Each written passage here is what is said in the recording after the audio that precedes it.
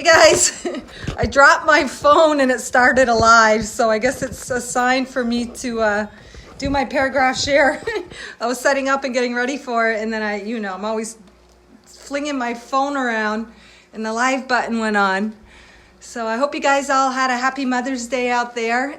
It's getting towards evening time here, like 7 p.m., and we're supposed to go to the beach, but it got kind of cloudy, thunderstorms. But this morning it was nice. So anyways, happy Mother's Day to everybody out there. So I just asked Spirit to come, our collective highest selves, to pick a paragraph so that whoever happens to happen upon this video receives a message. Especially for Mother's Day, that'd be cool. All right. And the paragraph for today says,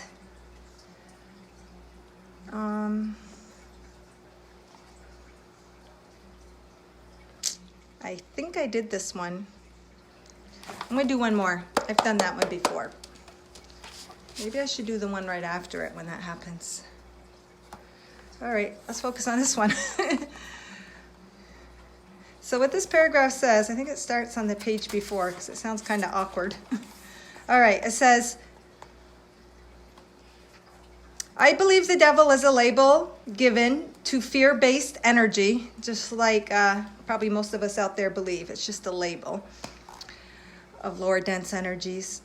The devil can be any energy that keeps us from communion with God's truth. To worry about the devil takes our focus away from the truth of God, our higher selves, working through all for good. To focus on the devil diminishes our power.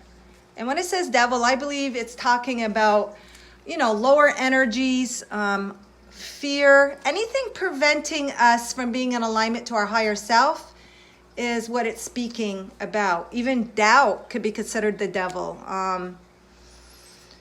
Criticizing ourselves, that could be the devil, because when we criticize ourselves, we're not seeing ourselves through God's eyes. So the truth is, we are one with God, period. When we doubt this, you can say it's the devil working. What's really working is self-doubt, the devil's ally. When we doubt, we upset the force by sending out fearful energy, which puts the godly force on the back burner. Because we can't focus on two things at once. We either focus on love-based or non-love-based or fear-based. So what it's saying is you can't really focus on fear and love within the same thought. So, which puts the godly force on the back burner. God is not any less powerful. You are simply choosing to focus on a negative. Even though there's no right or wrong, there definitely are certain energies that are more beneficial for our life. All right. In reality, there's only one force. Thank you. It's simply our choice, our human will, to perceive it as good or bad. Sin can be considered any choice we make that, or thoughts that appear to separate us from God. In reality, if we are one with God, we can never, ever be separate. Because that is the very essence of who we are. It is our human mind, our ego, that likes to create these scenarios. And even those aren't bad. They're still to bring us to a certain consciousness, a certain awareness in the physical form. In reality, if we are one with God, we can never be separate. We can't get away from ourselves. It's simply our perception that changes.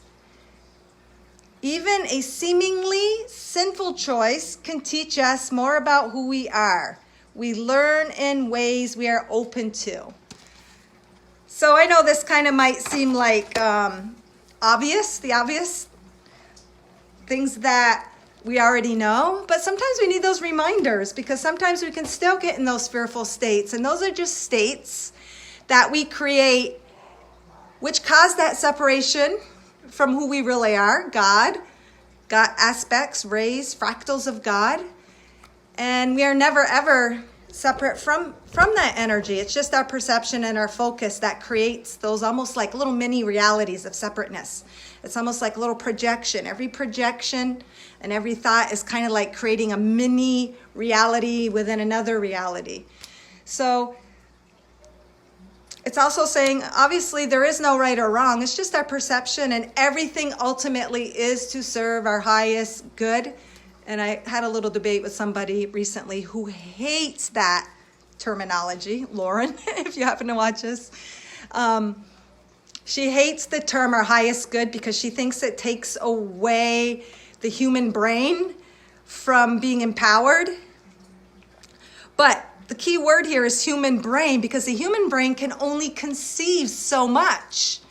The God self sees from a much, much, much higher perspective and knows what is ultimately going to help us in the bigger picture. It's like a hawk that goes way up. If the hawk flew over and looked for food from like just a foot from the ground, you can think of that almost as our human brain. But when the hawk elevates, say 100 feet up in the air, its perspective and sight is much bigger. And that is our higher self. That is more God's self. Now the hawk can come way, way down and maybe see a mouse taken by another bird and it thought it was his and it gets upset and mad. But if it goes up a little bit higher, it's going to see that there's many mice, many moles. So you just get a much, much higher perspective. And from that higher perspective, you can say, oh, there's much more than that one mouse, meaning the mouse standing for, oh, there's much more than that one mouse in the scene. There's many more scenarios. There's much more abundance than what meets the eye. So that's a good way to think about it. And hawks do stand for higher perception, vision, seeing things from a higher frequency and point of view. So you can think of our higher self as that. And then the human brain, who doesn't like to not know or doesn't like the idea of being empowered or somebody having a power. It's not a power over you because you're all one with the higher self. It's just, as a human being, we came into this physical reality to create that perception, that illusion, that separation in order to learn and gain and grow and expand in consciousness. And so that is our paragraph today, just saying there is no devil. A devil is something we create. And the devil is just an energy, any energy that prevents us from connecting to who we truly are. And the way to connect to who we truly are, instead of labeling something as bad, evil, devil, because everything is a reflection of you. If you look at something in the outside world, or a person, a situation, a subject, a plant even, an animal, a fish, say, how is this projection or reflection of me, part of me? Find the similarity. When you find the similarity in that so-called evil situation or that so-called upsetting scenario, find the connection, and then you dissipate the illusion because you have created a connection. And if you've created that connection and you can see that connection, then you can find yourself in that situation. And if you're nothing other than pure love and light, then that situation, person, whatever, also is nothing but that pure love and light. We're just choosing to perceive maybe something we were taught, something we were taught to believe, or I don't want to say brainwashed, but just something that along the lines from being born to that point, we were taught to see it that way or feel it that way or think it that way. It's kind of like when you go online and you find these visual games where it says that our eyes are taught to see what we think they're supposed to see, like a checkered board. There's all these sorts of eye games. And it's not even what our eyes are seeing that is real. It shows I don't even know how it works, but I remember there's little games and it can show you from different perceptions or give you little exercises where you're actually seeing something completely different. And an example, a real life example of this is one time where I was living, the same other vehicle, I'll say my other vehicle was always parked in this exact same spot, always. And I knew I always had to look for the other vehicle. I think it might have been my husband's. And I had to look in the rearview mirror, make sure I didn't hit it as I was backing out of the driveway. I must have done that hundreds of times. And one day I was looking, I saw the vehicle. I literally saw it And then I realized after I pulled out, it wasn't there. My eye was trained, so conditioned to see the vehicle, it literally wasn't even there that day. But I thought it was, and because I thought it and believed it, it was. And that, you can kind of think of that as a lot of scenarios in life. It really, if we can shift our focus and shift our perception and expand it, you're expanding the light in it. You're expanding your awareness, and you can see and manipulate it in any way you want, because ultimately you're the creator, and you can manipulate situations to benefit you, even things that seem not good. You can see it, and through your imagination, you can choose to say, oh, this is I actually got fired from this job because I actually am going to be offered a better job where I make more money in a town I want to work. I know that this isn't a bad thing. This isn't a bad thing I got fired, or I got laid off, or I got a cut in pay, because there's something better. And because you believe it and see it and even start to imagine it, then you create it. I realize this has taken a different little turn in my paragraph, but obviously for a reason. So I guess it's just saying you ultimately are the creator to create any situation, any energy to work for you. Nothing means anything unless you give it definition.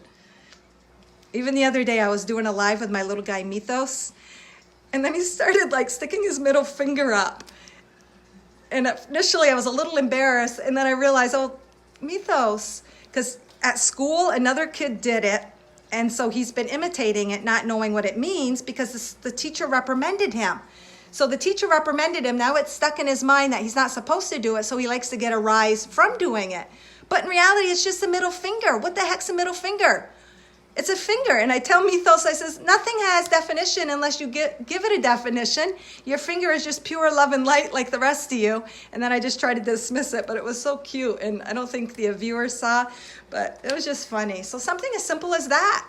And if you create that thought in your mind, then I don't know, to me it just multiplies.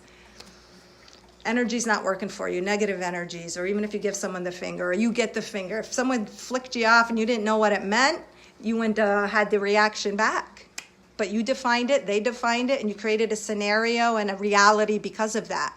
So I guess what I'm really emphasizing, or in the chapter is kind of leading, the paragraph is leading to, is you have the power to define things as you want. Think twice about how you define things. Find the similarities, and you dissipate the illusion, the separation, and you can create whatever you want from your love and light. All right, hopefully this resonated, or someone got a little something from it, and I will talk to you again. Thank you.